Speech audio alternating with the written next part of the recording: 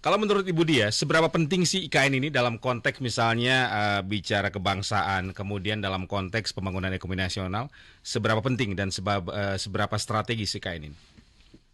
Apabila melihat dari historical dulu bahwasanya wacana tentang IKN ini kan bukan hanya di Presiden Jokowi ya, bahkan dari Presiden Soekarno sudah mencanangkan mengenai pemindahan ibu kota yang waktu itu sekitar di Palangkaraya, kemudian Pak Soeharto tahun 97 juga mengeluarkan regulasi berkaitan dengan kepindahan ke Jonggol. Mm-mm. Kemudian Pak B.J. Habibie sempat juga mengeluarkan wacana mengenai perpindahan ke Sidrap kalau nggak salah di Mm. Sulawesi.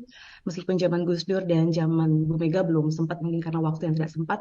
Dan terakhir Pak SBY juga membuat dua opsi tentang pemindahan ibu kota. Jadi memang mereka sadar betul bahwasannya permasalahan terbesar di kita adalah inequality, masalah ekonomi.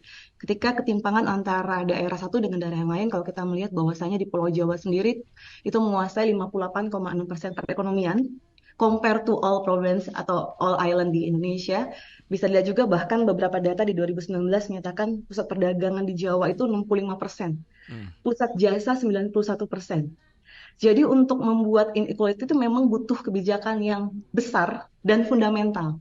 Mm. Dan itu disadari bukan hanya dalam pemerintahan Pak Jokowi ya, tapi juga dari awal pendirian negara ini memang konsep-konsep mengenai ini juga sudah lahir dan sudah muncul.